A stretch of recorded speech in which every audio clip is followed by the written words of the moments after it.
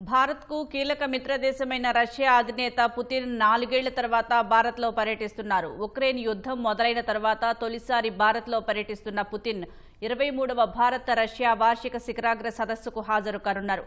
Russia అధినేతకు Rashtrapati Bhavan ప్రాంగణంలో రాష్ట్రపతి ద్రౌపది ముర్ము ఘన స్వాగతం పలికారు.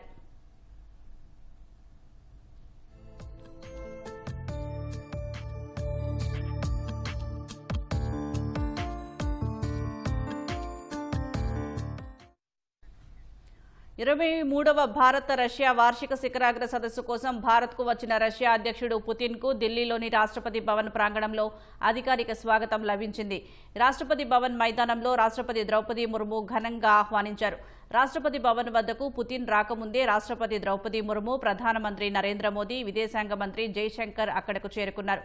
తర్వాత అక్కడకు చేరుకున్న పుతిన్కు భారత సైనిక దళాలు గౌరవ వందనాన్ని సమర్పించాయి. ఎర్ర తివాచీపై నడుస్తూ పుతిన్ సైనిక దళాల గౌరవ వందనాన్ని స్వీకరించారు.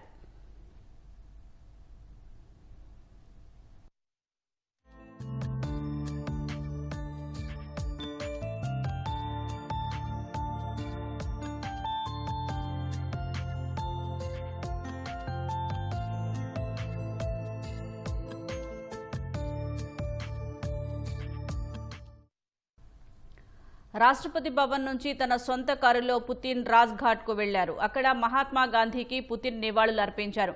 జ్యోతి ఎదుట రష్యా జాతీయ పతాకం రంగులతో కూడిన పుష్పగుచ్చం ఉంచారు.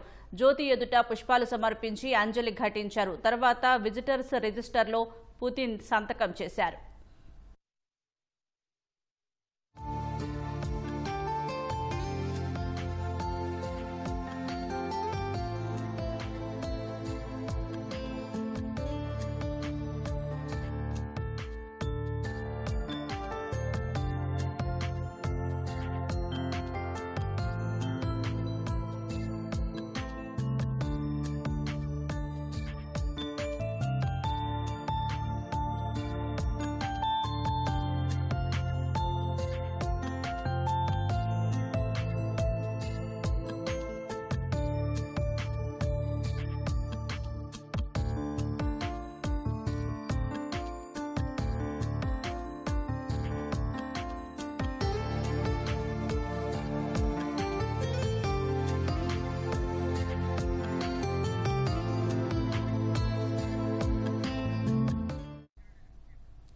భారత్కు కీలక మిత్రదేశమైన రష్యా అధినేత పుతిన్ 4 ఏళ్ల తర్వాత భారత్లో పర్యటిస్తున్నారు. ఉక్రెయిన్ యుద్ధం మొదలైన తర్వాత తొలిసారి భారత్లో పర్యటిస్తున్న పుతిన్ 23వ భారత-రష్యా వార్షిక శిఖరాగ్ర సదస్సుకు హాజరు కానున్నారు.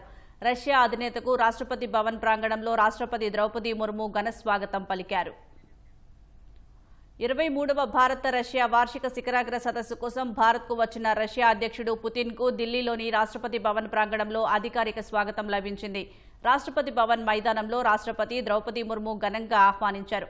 రాష్ట్రపతి భవన్ వద్దకు పుతిన్ రాకముందే రాష్ట్రపతి ద్రౌపది ముర్ము, ప్రధానమంత్రి నరేంద్ర మోదీ, విదేశాంగ మంత్రి జైశంకర్ అక్కడకు చేరుకున్నారు. తర్వాత అక్కడకు చేరుకున్న పుతిన్కు భారత సైనిక దళాలు గౌరవ వందనాన్ని సమర్పించాయి. ఎర్ర తివాచీపై నడుస్తూ పుతిన్ సైనిక దళాల గౌరవ వందనాన్ని స్వీకరించారు.